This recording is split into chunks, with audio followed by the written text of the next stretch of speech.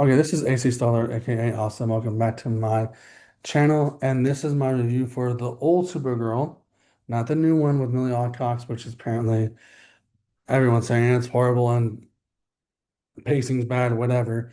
No, no. The source material. Hold on.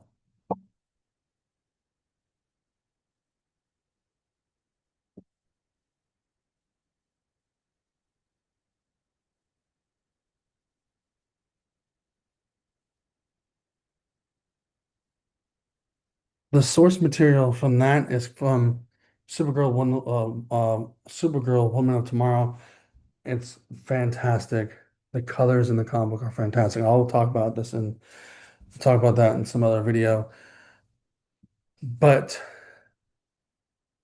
this version of Supergirl starts off, yeah, kind of a young teenage girl that's, Clark's cousin learning from the professor, which is also not smart for doing this little wand thing and has this orb that she has in her hand right there, where you see right there, that orb. And then it falls out and gives it to Cora, and then Cora puts it in, plays with it, and then puts it out in space. Not very smart, right? And then she gets on Earth. She eventually goes in a spaceship, goes on Earth, and tries to find this orb. This orb lands before her, and it lands in the hand of Selena and her lackey, boyfriend, teacher. And she's like, "Oh, I got this orb. I have all the knowledge in the world, right?" And then it gets better. And then she throws a party, and then you see Supergirl land on Earth, and she calls herself Linda Lee. She can't keep herself. Her own name is Cora, like how they're going to do it in the new Supergirl movie. No, her name is Linda Lee. Why? When even the TV show for CW, The My Adventures of Superman, animated, other animated Superman movie, I mean, animated Superman show, and even, yeah, CW probably also found out recently um, Smallville, even probably Flash, Supergirl, all of them were named Cora, and they all kept that name. No, she has to do just like what Clark Kent did and disguise herself. She has brunette hair when she's not Supergirl. When she's not Supergirl, she has brunette hair. Why? I didn't know Supergirl had that power to change her hair color. Oh, and then also when she lands, she from her heat blast, she like, put laser eyes on a flower, dog. A flower. Why? Didn't know that could exist. I didn't know she can make flowers bloom. I didn't know Superman or Supergirl can make flowers bloom with their laser eyes. I mean, that could be convenient one day. Oh, look, honey, look, Lois, I got you some flowers, but they're not bloomed yet. But let me bloom them up. Okay, let me shoot lasers on my, really? And then Selena has an orb, learns all this stuff, and then she puts a spell on, tries to put the spell on this guy. This guy ends up walking around, the city, and she ends up flying where, you know, Lois Lane's sister's at for a for like a 3 day vacation. And yeah, she also meets Lois Lane's sister, and the principal's name actually, his last name is Davenport, which is actually the name she goes by in the CW, Cora Davenport. Ironic, right? But then also, oh, Jimmy Olsen. Jimmy Olsen was never mentioned in the Christopher Reeve's version. And by the way, this is the intro back into my superhero, back into my intro back into my Superman marathon, my Superman movie marathon. By the way, the intro back to my Superman movie marathon. Sorry, it's been a long time since I've done it. But anyways, then you get Jimmy Olsen that's never been mentioned at all, and Christopher Lee's version. And this is supposed to be Christopher Reeves, right? Oh my God. Um, and then Selena puts a spell, like I said, puts a spell on it, puts a spider in a nutshell and on a lot like a guy that's very handsome that does um yard work and some of that, and then he stumbles around and then he ends up falling in love with Linda Lee because that's the first person he sees and that's what the spell is, and Selena wants that to happen, and then Selena makes life worse for Supergirl, puts her in the Phantom Zone eventually later on in this film, and then she grants herself a big mansion and all that stuff on a cliff, and then uses that old boyfriend she had as a still as a lackey again, captures Supergirl's friends, uh, Lois Lane's sister and Jimmy Olsen, and then what else? Puts her in the Phantom Zone randomly. Selena knows how to put her in the Phantom Zone. Then her professor's in there, and then he ends up dying in the Phantom Zone. Then Selena and Supergirl have a battle with a shadow creature. Oh yeah, I forgot. She almost got raped too. And then she beats up those guys, but she's not from this planet. She kind of, thinks that they're being friendly, but no, they're trying to take a fully advantage of her and rape her. What else? All the other stuff I just mentioned, the Phantom Zone and stuff, put her in the Phantom Zone, and Selena's trying to be like Lex Luthor. Um, and then she faces the wind from a shadow creature, and then she gets a light pole and goes up to the sky and gets it all electrocuted, and then she can defeat an invisible creature, shadow creature, and then she runs into her drunk like teacher that runs the whole dorms, and they she doesn't even recognize that she's Supergirl. She just recognizes that she's still Linda Lee. And then, oh my goodness, they're the same person because even though she's what you doing out in your school uniform, and then she puts her school uniform back on the next scene after that.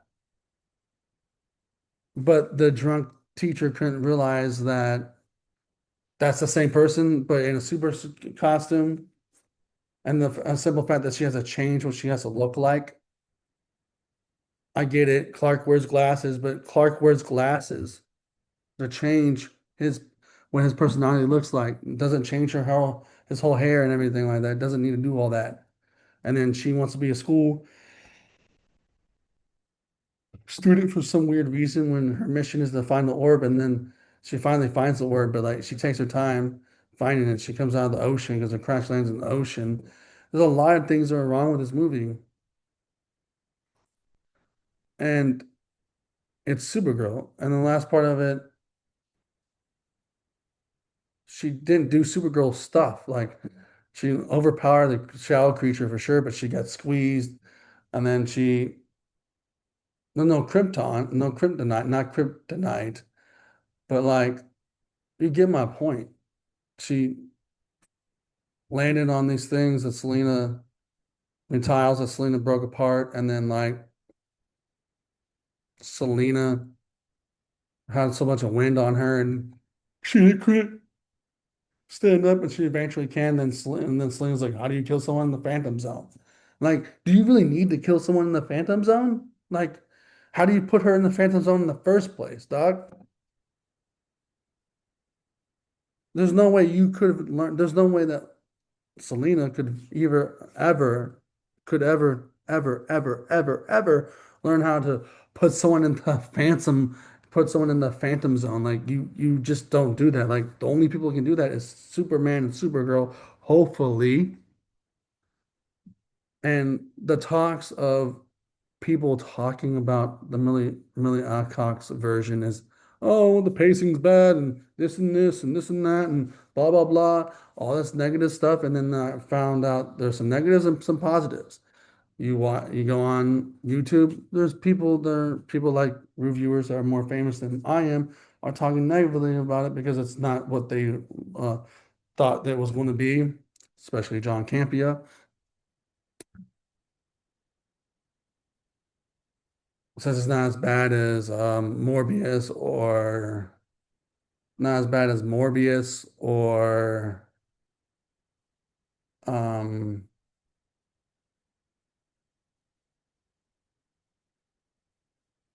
or what's it called? Morbius or Craven or Madam Web. And I get that. It might not be his cup of tea, it might not be anyone else's cup of tea, but definitely it will be probably my cup of tea for sure. But other people, I even saw some people in the comic book store said that the first half is not good for female, I mean, young female role models, but the rest of it was great. That's on point because the Alcon's version of it in the comics, she's goes to bars because she lost her home planet. The other people saying on the reviewers, oh, they put the her losing her home planet in the middle of the movie. Well, that's what happens in the comics. Um, Other things, well, that's what happens in the comics. Um, But people on X gave it a positive review. Some people on Instagram gave it a positive review. So like it has its bad reviews and its good reviews. So it and then also lost some money, but that's okay. People are worried, oh, this is cool. Supergirl's bad. Does that mean the DCU is gone? No, that doesn't really mean nothing either. But what you guys should be checking out before you go see a Millie Alcock's version, and I highly recommend that you do this. Watch this review or watch other reviews of this version of Supergirl on YouTube and online here, and then make your decision if you are interested in seeing the Millie Alcock version, Supergirl Woman of Tomorrow version. Watch this movie first, or watch a review like this first, or just do two things. Watch a review on this from either me or some other YouTubers that have done this type of Supergirl movie review, and then watch this movie, then watch this version of the movie, and then go see Millie Alcock's version. If you already seen Millie Alcock's version, I highly recommend you see this version like right now after you watch this video, and then determine that the stuff that you see of the stuff that you see in Millie Alcock's version, which is Supergirl Woman of Tomorrow, and determine if that all that stuff you saw in there was that bad versus this one where she faced shadow creature that she can't defeat and she's getting split in half and she can't use her powers. Um, she loses the orb. She gets stuck in the Phantom Zone. Selena wants to kill her in the Phantom Zone. She fights a shadow creature again with a light pole. She gets almost taken advantage of and gets raped by these two truckers. I'm like, oh, she's not from here, guys. I mean, she's not from here, bro. That means I can fully take advantage of her. She's not from this planet, so what's taking full advantage of her? Ha ha ha ha. Like stuff like that. Fall in love with it, and then having the guy fall in love with her, the first person he sees from a spell. I mean, that Selena did for that guy that wanted that guy to fall in love with him, blah blah. But then he ends up doing it anyways towards the end, becomes one of her lackeys. I mean, there's a lot of stuff in here that's wrong. The only thing they got right was okay, Supergirl has powers. She uses her ice breath towards the end to save her friends. Uses her laser eyes twice. She flies around. Like the first few minutes is like 20, 15 minutes of her flying. She flies around. Um, she gains some friends. She has a skies. I mean, decently skies of changing her hair, but she really had to do that. She could just put on street clothes. But anyways, regardless, oh yeah, a teacher don't recognizing her with her costume on. Oh my goodness, like she's drunk and it seems like she's the same person. Like there's a lot of things wrong with this, but the only thing they got right was her flying around, her saving the day, her trying to get the orb back, and her superpowers. That's about it. Everything else was I don't know what I just watched. And their attempt of having a Supergirl that says here her first great adventure, which should be this version should be its last great adventure because really Technically, this one is her last greatest adventure. I'm gonna say I'm sorry about that, but that's all I gotta say about this. It's just kind of a pointless movie from back in the day. And like Christopher Reeve, after probably doing several Christopher Reeves movies, they go, let's do a Supergirl movie. No.